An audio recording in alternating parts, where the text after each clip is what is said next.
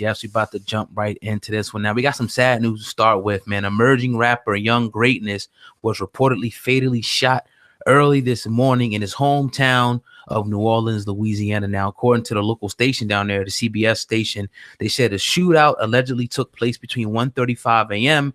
outside the Eastland Fields Avenue Waffle House in Louisiana.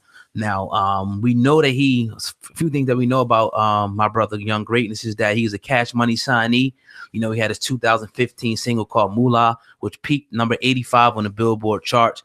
34-year-old, and we've seen a lot of people. Meek Mill, was one person that posted a message. We'll post it right there, on the screen in support, of Young Greatness. A lot of people, are speaking out and posting this young rapper.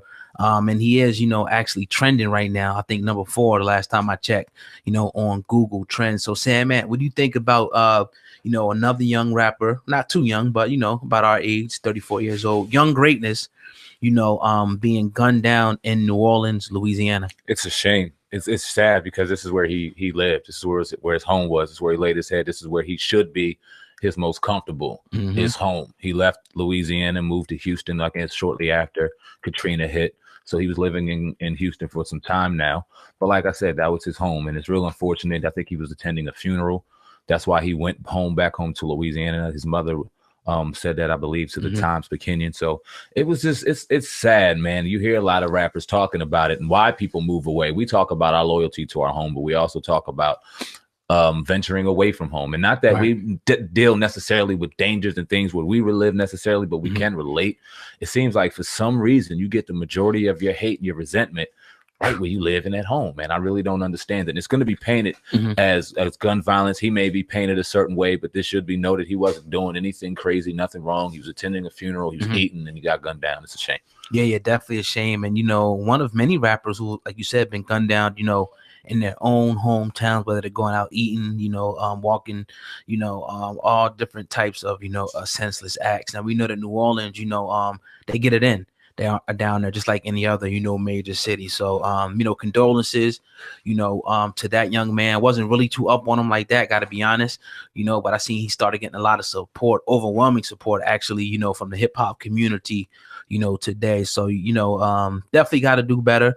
But once again, like as I always say, man, it's just one of the smaller, issues of a bigger, thing that's going on, in the ghettos of America. So, once again, condolences, to him. And, that's all I got to say on that, bro. It's crazy, oh God, because it seems like once a month we're sitting here on this podcast and we got to remember somebody that has passed away because of poor health or gun violence. It happens over and over and over again. And it's the real situation, sad situation about that is we get introduced to a lot of people from their death. We never really knew them or got to celebrate them from life for whatever reason. But like you said, now Young Greatness is trending number 4 on Google right now. I wonder how many times he was trending when he was alive.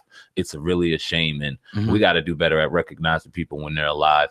And I mean, of course, you recognize them in death, but we got to do a lot better job of recognizing them in life. You must say that a lot of people, it's the Uncensored the True podcast. This is iTunes version, so it is what it is. We're gonna get it in. Bring it on. That a lot of people kind of just so their condolences, bring you the flowers per se after you're dead, as opposed to acknowledging you when you're alive. Hell yeah, absolutely. There's gonna be a lot of people out there that rest in peace and condolences to Young Greatness that have no idea who he is. There's going to be people out there that throw video out, and yes, some of that will be in goodwill, some of that will be good-hearted, but other reasons from that will be for 6,000, 7,000, 10,000 likes, a couple clicks, this, that, and the third. There will be plenty of people on YouTube that go ahead and gain monetization, to gain some type of wealth off of putting his stuff out there, not knowing a damn thing about who he was, but it's popular and they know that people like it, so they're going to put it out there for people to listen to.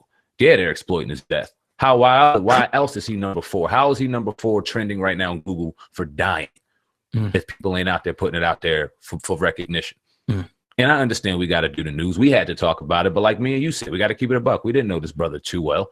I think he did an album, a record with Jazzy Faye back in the day. The name is ringing a bell, but we're from Jersey.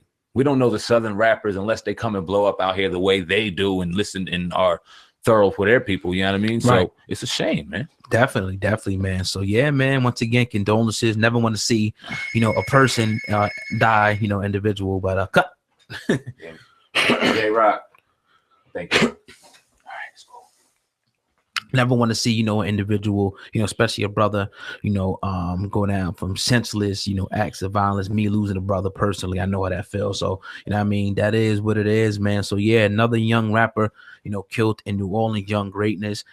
Yeah, so you're listening to the Uncensored Truth podcast with your brother, Oh God and Sam, man. If you're listening on YouTube, do me a favor, hit the like button as always, and make sure that you share this video.